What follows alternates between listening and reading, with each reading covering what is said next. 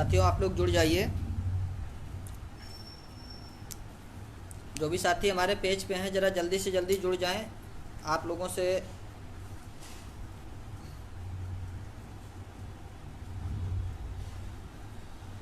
कुछ बातें करनी हैं। जो भी साथी हैं जुड़ जाएं और ज़्यादा से ज़्यादा ग्रुपों में पोस्ट को शेयर कर दें। नमस्ते मैम, नमस्ते। अधिक से अधिक ग्रुपों में पोस्ट को शेयर कर दें। आवाज़ आ रही या नहीं आ रही, ज़रा एक लोग कमेंट करके बता दीजिए। आवाज़ आ रही या नहीं आ रही? नमस्कार भैया, नमस्कार। आवाज़ आ रही या नहीं आ रही?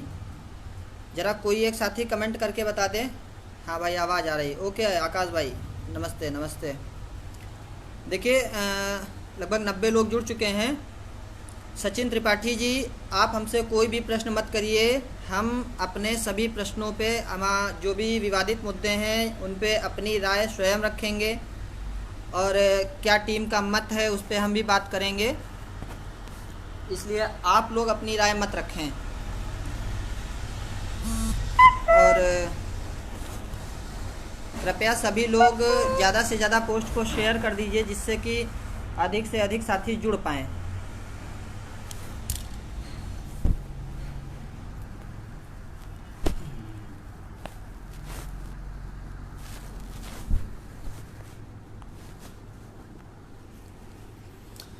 हाँ, तो पोस्ट को भैया शेयर कर दीजिए ज़्यादा से ज़्यादा, फिर हम मुद्दों पे शुरू करते हैं।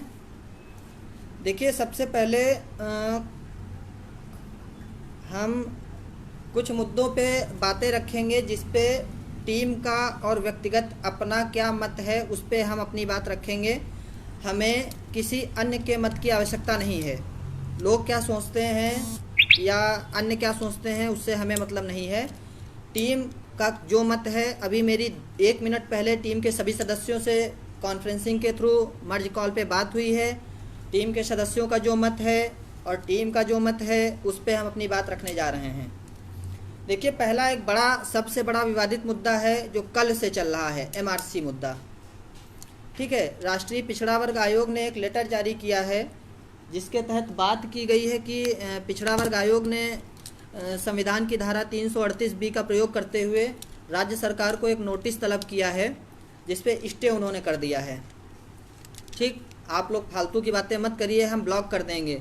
यहाँ पे जो भी एमआरसी पे मैं बात कर रहा हूँ, अन्य कोई भी अगर एमआरसी का नाम लेगा मैं तुरंत ब्लॉक कर दूंगा। मैं अपनी बात खुद रख रहा हूँ ना। तो संविधान की धारा 338B का प्रयोग करते हुए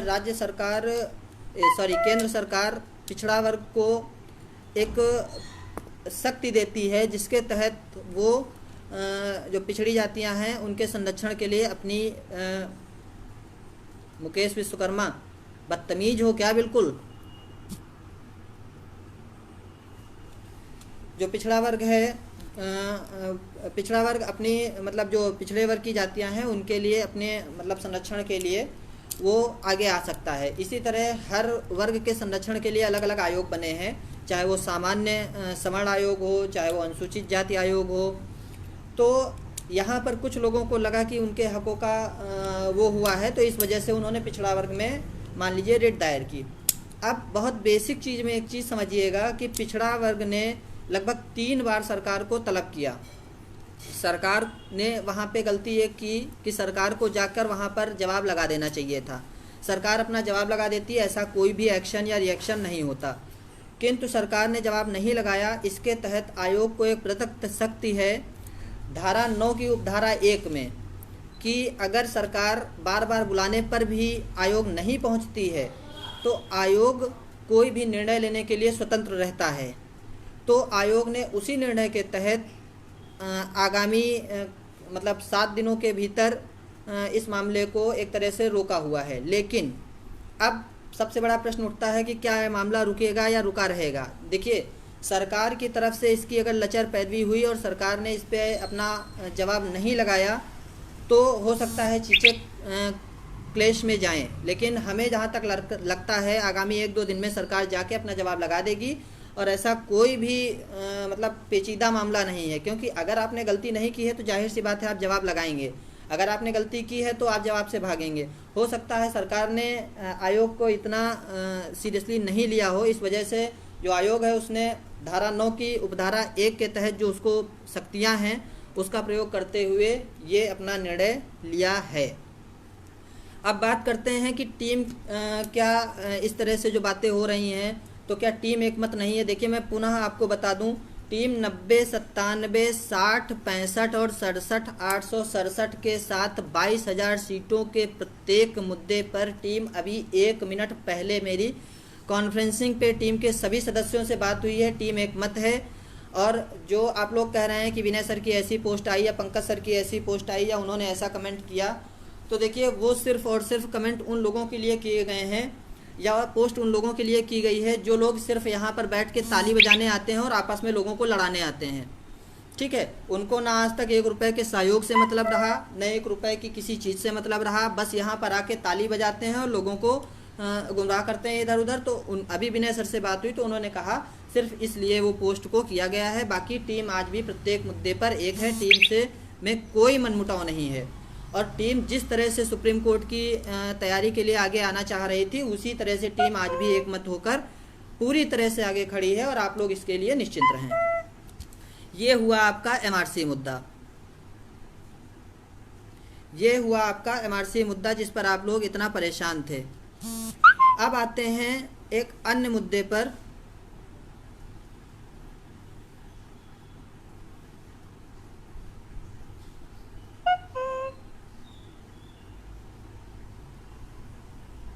पूजा मौर्य जी, हम इस पे भी बात करेंगे, 22,000 सीटों पे भी हम सभी मुद्दों पे बात करेंगे। अब आते हैं मुख्य एक और बहुत ही विवादित मुद्दा इन दिनों चल रहा है। देश ही नहीं अपितु विदेशों में अपनी ख्याति प्राप्त करने वाले वरिष्ठतम अधिवक्ता सुपर सीनियर माननीय हरीश साल्वे सर के ऊपर कि क्या बीएड लीगल टीम ने हरीश साल्वे सर को हायर किया या नहीं किया। देखिए पुनः मैं लाइव के माध्यम से स्पष्ट करना चाहता हूं कि बीएड लीगल टीम 14 तारीख से पूर्व किसी भी वरिष्ठ अधिवक्ता का नाम लाइव पैनल या सोशल मीडिया पर नहीं लेगी। लेकिन आप सभी भी जानते हैं कि बीएड लीगल टीम ने आज तक जब काम कर लिया है तभी उस चीज़ को लोगों के सामने ओपन करके रखा है।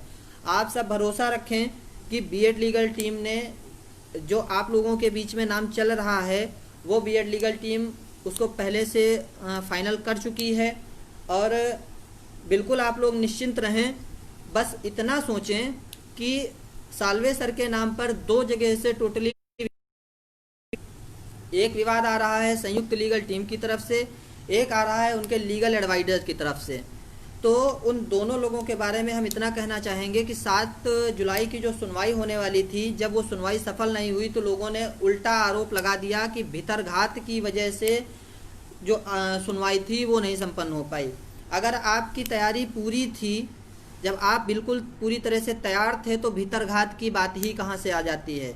यहाँ पर कोई भीतरघात नहीं था, मैंने पूर्व में ही आपको बताया था, सिर्फ एक प्रोपोगंडा किया गया था जिसको कि इस बार पहले ही ख़त्म कर दिया गया है, जिस वजह से अब उसको भीतरघात का नाम दे दिया गया था। ठीक, अब बात करते हैं थोड़ा सा कि कल से लोग बहुत एक लीगल एडवाइज़र हैं उनको लेके हाँ गोविंद खत्री बिल्कुल आपकी बात का जवाब देंगे। ये बीटीसी के हैं, ये कुछ हमसे जवाब मांगना चाह रहे हैं, मेरे प्रश्न का जवाब दो। बिल्कुल दोबारा कमेंट करें, कमेंट नीचे निकल गया है, मैं आपकी बात का बिल्कुल जवाब दूंगा। हाँ, कुछ चीज़ें आ रही हैं कि एक लीगल एडवाइज़र हैं टीम के, तो वो कह रहे हैं कि नहीं बीएड लीगल टीम की तरफ से कोई अधिवक्ता नहीं किए गए हैं। मैंने उनके आवास पर जाके पता किया है या वहाँ पर जाके पता किया है, यहाँ पर जाके पता किया है।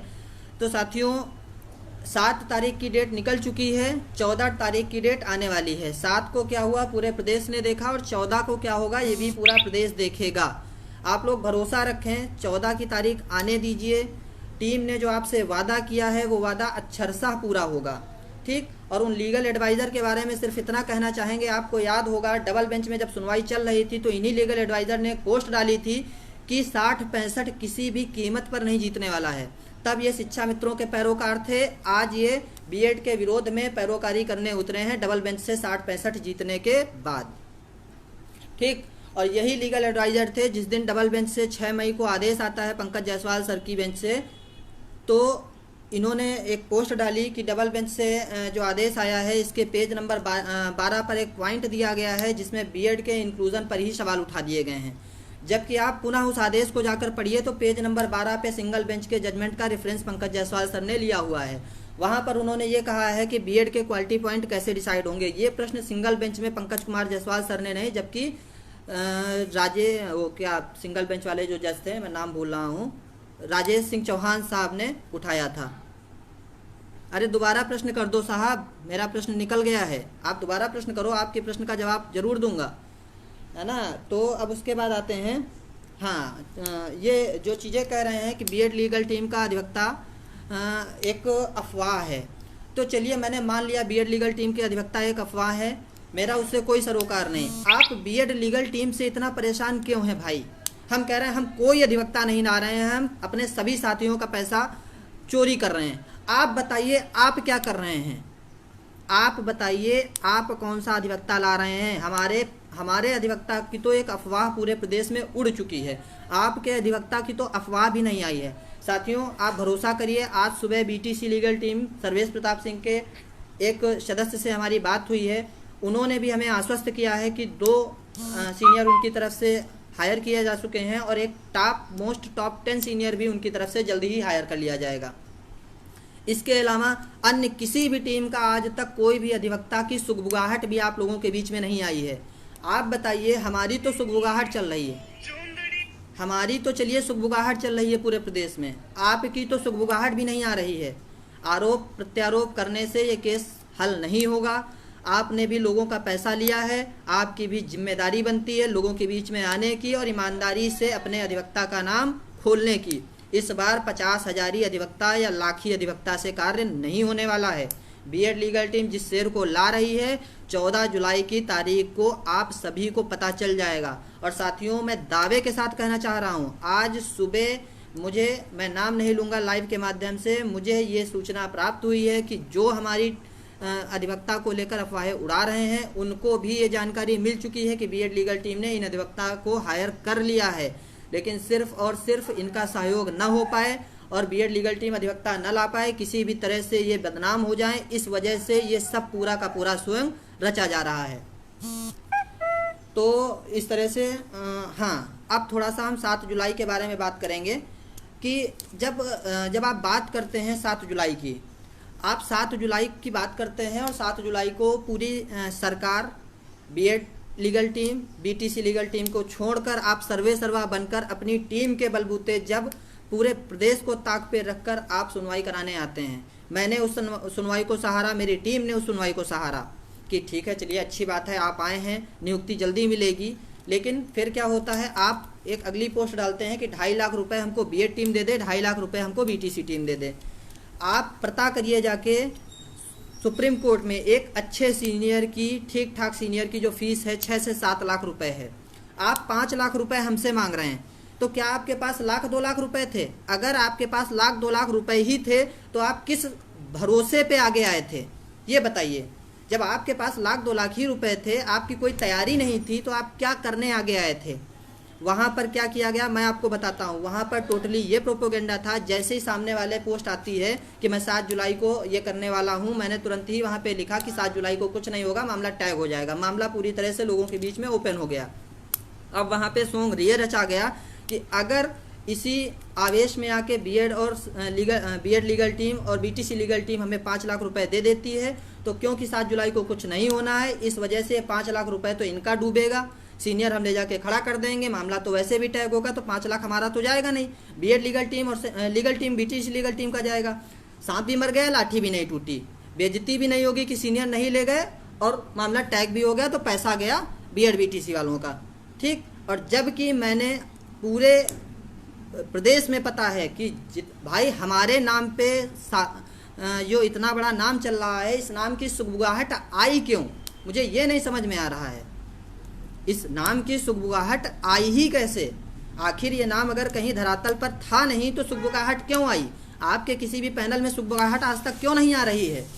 ओपन करिए ना नाम। क्या आपके पास टीम का पैसा नहीं आया है, बच्चों का पैसा नहीं आया है? बच्चों का पैसा आया है, उस पैसे को इस बार डबल बेंच की तरह मिसयूज नहीं होने दिया जाएगा साथियों।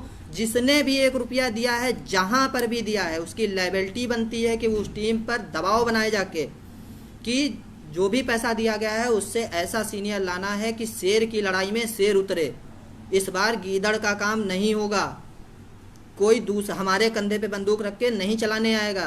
साथियों, मैं आपको आश्वस्त करना चाहता हूं। आदित्य सिंह कह रहे हैं हमें बताया था कि 2 सीनियर खड़ा करने हैं। 7 जुलाई की आप डेट में देखिए जाके, तो 7 जुलाई की डेट में बीटीसी की तरफ से एक भी सीनियर नहीं खड़ा था। ये हमसे 2 सीनियर की बात कर रहे हैं। जवाब आप लोग इनको दीजिए। पहले एक तो खड़ा कर लेते, दूसरी की बात तो हम कर लेते। ठीक है, ये अफवाहें उन लोगों के बीच में फैलाना जाके जो बतौलेबाज हों। यहाँ बतौलेबाज कोई नहीं है। एक तुम दोनों टीम मिलकर करो। मैं पुनः बताना चाहता हूँ, बीटीसी टीम से आज सुबह मेरी बात हुई है। जो सर्वेश प्रताप सिंह की टीम है, उन्होंने 2 सीनियर को एंगेज कर लिया है। तीसरे टॉप 10 सीनियर की उनकी बात चल रही है, जैसा कि उन्होंने मुझे बताया है। तो मैं उनसे इसलिए आश्वस्त हूँ क्योंकि उन्होंने कहा है, भरोसा दिलाया है कि वो एक टॉप 10 सीनियर और उसके अन्य में 2 सीनियर और लेके आएंगे। अब मैं बात करता हूँ बीएड टीम के पैनल की। साथियों, बीएड टीम के पैनल में आगामी सुनवाई में बीएड टीम भारांक की कुछ याचिकाएं लाने वाली है, जिस पर सीनियर अपीयर कराया जाएगा और इस पर हमारे 2 सीनियर अपीयर होंगे। कट ऑफ मुद्दे पर एक चर्चित नाम के साथ में एक छोटा सीनियर अपीयर होगा। इसके साथ में हमारा मुद्दा जो 22,000 सीटों का है। और आप लोग पहले एक चीज़ याद रखिएगा, 22,000 सीटों के साथियों को हमारे अचयनित साथी नहीं कहेंगे। वो साथी हमारे किसी भी कम मेरिट के वजह से चयन सूची में आने से विरक्त रह गए हैं। ठीक है, तो वो उन साथियों के लिए हमारी 22,000 सीट की लड़ाई लड़ी जा रही है। हमें पूरा विश्वास है कि हम उन साथियों को कोई ना कोई राहत माननीय न्यायालय से ज़रूर दिला के ला पाएंगे। उसके लिए भी हम लोगों के एक सीनियर को एंगेज कर लिया गया है और अगर हमारी अच्छी सहयोग राशि आ पाई तो उस पर भी हम 2 सीनियर को अपीयर करेंगे। पिछली सुनवाई पर हमने बताया कि 22,000 सीटों पर हम लोग किस तरह से अपीयर होंगे, क्या ग्राउंड्स हैं उसके, और किस तरह से हम लोग 22,000 पे आगे की तैयारी अपनी रखेंगे। अंत में साथियों, आप लोगों से बस इतना कहना है कि जो भी साथी जिस भी टीम को सहयोग कर रहा है, हमारे सीनियर के बारे में कल लोगों ने लिखा कि नहीं उनकी फ़ीस इतनी नहीं इतनी है। मैं सोशल मीडिया पर लाइव कह रहा हूँ, हमारे टीम के सीनियर की फ़ीस 1 रुपये है। बताइए आप क्या करेंगे? आप उनको 50 पैसे में ला सकते हैं? जाइए आप 50 पैसे में ले आइए, आप पूरी फीस मार दीजिए। मेरी टीम की औकात थी, उन्होंने उस सुपर सीनियर को लखनऊ में बैठे बैठे हायर कर लिया। आपकी औकात हो, आप जाइए वहाँ पे जाके और हायर कराइए, 50 पैसे में ले आइए। जाइए, हमने 1 रुपये में उनको हायर किया है। आरोप प्रत्यारोप लगाना बहुत आसान होता है। ठीक है, अभी तक पूरे प्रदेश में एक ही नाम की चर्चा थी। जिस दिन वो नाम आप लोगों के सामने ला दिया गया, वो नाम आपको दे दिया गया, उस दिन लोगों ने देखा कि हमारा तो अस्तित्व ही खत्म हो गया, हमारी तो दुकानें ही बंद हो गई। दुकानें बंद होने का, अस्तित्व खत्म होने का ये परिणाम आया कि अब लोगों ने कहा कि ये सब अफवाहें हैं। भाई मेरी बात बताओ, डबल बेंच में 1.5 साल आपने जिस पर भरोसा किया है, जब डबल बेंच में आपने 1.5 साल हम पर भरोसा किया है, एक भी मुद्दे पर आपने हमको कमज़ोर नहीं पाया है। ठीक, हर मुद्दे पर मजबूती से आए हैं, जो कहा है वो किया है। तो आप 7 जुलाई तो डेट निकल गई, जो बतौलेबाज थे उनकी तो तारीख निकल गई। अब हमको तो मौका देंगे 14 के लिए? नहीं देंगे, आने दीजिए 14 जुलाई। और आप लोग यकीन मानिए कि 14 जुलाई को वो धमाका होगा जो किसी ने सोचा नहीं होगा। अब आगे की बात करते हैं। उन वरिष्ठतम अधिवक्ता की सुनवाई की ब्रीफिंग के लिए कल हमारी पहली ब्रीफिंग कंप्लीट हो गई है। उनकी तरफ से हमें 7 जूनियर अधिवक्ताओं का पैनल मिला हुआ है। मतलब उन वरिष्ठतम अधिवक्ताओं की तरफ से हमें 7 जूनियर अधिवक्ताओं का पैनल मिला है और उनकी ब्रीफिंग का पहला चरण कल कंप्लीट हो गया है। कल पुनः अगली चरण की ब्रीफिंग होगी। उसके बाद 13 तारीख को हम पूरा पैनल मिलके सुपर सीनियर वरिष्ठतम अधिवक्ता जो आपके सामने 14 जुलाई को हाजिर होने वाले हैं, उनकी ब्रीफिंग की जाएगी। साथियों, आप सभी भरोसा रखें, 14 जुलाई को आपका स्टे वैकेंट होने जा रहा है, आप सभी नियुक्ति पाएंगे। एक मंच पे आइए, किसी भी ऐसी टीम का साथ मत दीजिए जो सिर्फ और सिर्फ बतौलेबाजी करता हो। आप लोगों के बीच में आज तक टीम ने अपने अधिवक्ता पैनल का नाम न खोला हो। मैं सिर्फ ये जानना चाहता हूँ कि हमारे अधिवक्ता पर तो इतनी चर्चा परिचर्चा हो गई, आपके अधिवक्ता पर तो चर्चा परिचर्चा नाम ही नहीं आया। अरे कम से कम बताइए तो, फली नरीमन साहब या सोली सोराबजी साहब या कौन से साहब आपकी तरफ से आ रहे हैं, या 50 हजारी कोई साहब, ये सिर्फ और सिर्फ वो प्रोपोगेंडा रचा जा रहा है कि आखिरी दिन तक लोगों को डाइवर्ट करके रखा जाए कि बीएड लीगल टीम कोई अधिवक्ता नहीं ला रही, कोई अधिवक्ता नहीं ला रही, कोई अधिवक्ता नहीं ला रही, और आखिरी दिन हम 50 हजारी लेके पहुंच जाएंगे, क्योंकि हमको तो पता ही है कि बीएड लीगल टीम इनको ला रही है। साथियों, आपका दिया हुआ एक एक रुपए अगर गलत जगह पे जाएगा तो उसका हर समय विरोध कोई ना कोई आके करता रहेगा। आप लोगों की डिमांड पे एक बेहतरीन अधिवक्ता लाया गया है,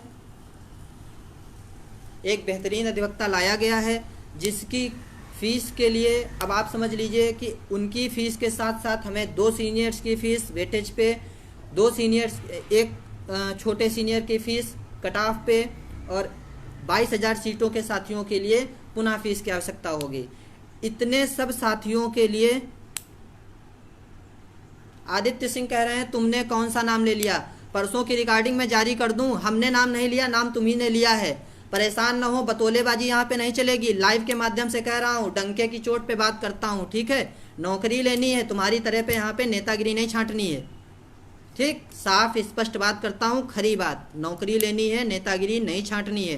परसों माननीय जी फ़ोन पे हमसे स्वयं नाम ले रहे थे, हमसे यहाँ पे पूछ रहे हैं कि हमने कौन से अधिवक्ता का नाम ले लिया। अरे हमारे तो हाथ बंधे हैं। आप ये समझिए कि जब बीएड लीगल टीम, सीधी से एक बात समझिए, 15 लाख रुपए आज तक किसी भी सीनियर की फ़ीस सुप्रीम कोर्ट में नहीं है, कोई भी जाके पता कर सकता है। शायद ही 1-2 ऐसे सीनियर हैं, मिस्टर राम जेठमलानी सर थे जो आरआईपी हो चुके हैं, उनकी फ़ीस 25 लाख रुपए थी। अन्य जो एक और अधिवक्ता हैं जिनका मैं नाम पुनः नहीं लेना चाहूँगा, उनकी फ़ीस ऐसी ही है। अब बीएड लीगल टीम ने उनको 15 लाख रुपए का टोकन दिया हुआ है। आप सीधी सी बात ये समझिए कि जब 15 लाख रुपए का टोकन किसी को दिया गया है तो जाहिर सी बात है कोई दीवानी कोर्ट के अधिवक्ता तो नहीं होंगे, सड़क पे बैठने वाले अधिवक्ता तो नहीं होंगे भाई साहब, वो अधिवक्ता तो सुपर सीनियर ब्रांडेड अधिवक्ता होंगे ना, ऐसी तो अधिवक्ता नहीं होंगे कि ऐसे ही चलते हों, है ना। तो कुछ ऐसे तर्कों के साथ आया कीजिए, डंके की चोट पे अंशु सिंह हमेशा तर्कों पे बात करता है, ठीक, मुंह उठा के तुम्हारी तरह आज तक ना वो काम किए हैं जिनको मैं सोशल मीडिया पे कहना चाहता हूँ, ना वो काम हम करना चाहते हैं, क्योंकि यहाँ पर 2.5 साल पे हमारे साथी लड़ते लड़ते, सहयोग करते करते परेशान हो गए थे। तुम्हारी दुकानें टोटली हमारे अधिवक्ता के नाम पे बंद हो चुकी हैं। ये जो तड़प है तुम्हारे एडवाइज़र की, आप लोग देखिएगा, सिर्फ तड़प 2 जगह पे आ रही है। एक तड़प आ रही है तथाकथित एक जो स्वघोषित प्रवक्ता हैं उनकी तरफ से, और एक आ रही है उनके एडवाइज़र की तरफ से। बीटीसी की जो टीम है उसकी तरफ से कोई समस्या नहीं आ रही है, उनको पूरा सब कुछ पता है। पता इस टीम को भी है कि अधिवक्ता आ चुके हैं। इस टीम के नेता एक भाई साहब हैं, उनका मैं सोशल मीडिया पे नाम नहीं लेना चाहूँगा, उनका उसी दिन मेरे पास फ़ोन आया था जिस दिन मैंने 15 लाख का टोकन सीनियर अधिवक्ता को दिया था।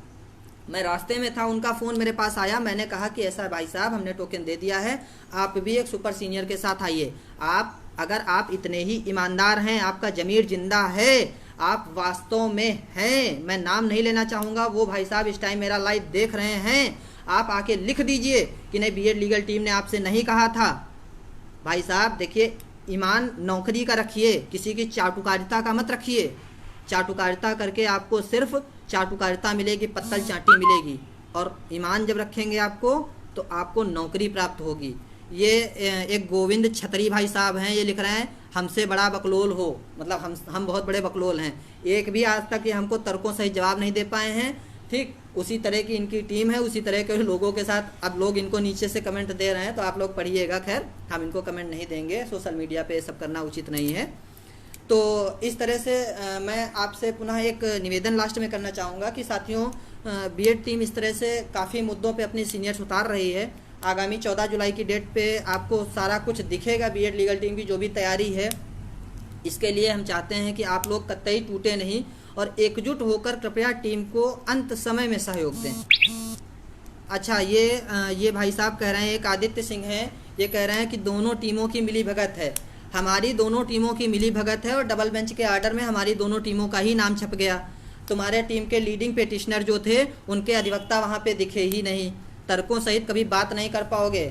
जितना तुम्हारा विवेक है ना, उसी विवेक तक सीमित रह जाओगे। इस वजह से मेरा मुंह ज़्यादा मत खुलवाओ सोशल मीडिया पे। मैं आरोप प्रत्यारोप पे भरोसा नहीं रखता हूँ। मैं सिर्फ भरोसा रखता हूँ कि 50,000 ही और 1 लाख का वकील नहीं आना चाहिए वहाँ पे। अन्यथा की स्थिति में जिन भी साथियों ने पैसा दिया है वो जवाबदेही स्वयं तय कर लेंगे कि उन्होंने पैसा किस लिए दिया था। तो अंत में साथियों, आप सभी लोग से विनम्र निवेदन है कि आप लोग थोड़ा सा टीम को सहयोग करें अंत समय में, क्योंकि टीम इतने मुद्दों पे लड़ रही है। आप सब सिर्फ एक मुद्दे पे सोचें, भारांक सभी के गले की फांस है, लेकिन सिर्फ और सिर्फ भारांक पर आज तक लड़ने के लिए बीएड लीगल टीम ही आगे आई है। डबल बेंच में भी हमने भारांक की अपील फाइल की, सुप्रीम कोर्ट में भी हम एक तैयारी के साथ आगे आ रहे हैं। तो इसलिए हम सीनियर ला रहे हैं, तो जाहिर सी बात है अलग से कोई सहयोग मांगा नहीं जा रहा है, इसी पैसे से सीनियर ला रहे हैं। अन्य सभी मुद्दों से विरक्त होकर किसी भी मुद्दे पर टीम का कोई मनमुटाव नहीं है, टीम बिल्कुल एकमत है। और सिर्फ विनय सर की वो पोस्ट लोगों को डराने के लिए की गई थी, क्योंकि लोग सिर्फ और सिर्फ डिवाइड एंड रूल की पॉलिसी खेलना चाहते हैं। यहाँ पे हम आज भी एक मत हैं, एक साथ में हैं, और हमें एक ही साथ लड़ना है लड़ाई को। तो आप करिए। अंत में बार बार लोगों के कमेंट आते हैं कि टीम का खाता नंबर नहीं पता होता है जैसे लोगों को, तो मैं थोड़ा सा टीम का खाता नंबर और अन्य सभी नंबर बता रहा हूं जो भी मोड टीम के चल रहे हैं। आप लोग थोड़ा सा पेन उठा के नोट कर लीजिए। टीम का एक ही ज्वाइंट अकाउंट है जो विनय प्रताप सिंह, अखिलेश शुक्ला और जयसिंह यादव के नाम से है, जिसकी खाता संख्या है 40701001000129। पुनः नोट कर लीजिए, 40701001000129। उसके बाद IFSC कोड है ICIC004074। पुनः एक बार IFSC कोड देख लीजिए, ICIC004074। टीम में गूगल पे, पेटीएम, फ़ोन पे के अन्य 2 मोड चल रहे हैं। एक अंशुमान सिंह नाम से, हमारे नाम से, एक पंकज कुमार वर्मा सर के नाम से है। एक नंबर है 9889122758 और दूसरा नंबर है 9450154680। ठीक है, तो इस तरह टीम के जो भी अकाउंट पेइंग मोड हैं, ये अन्य मोड हैं।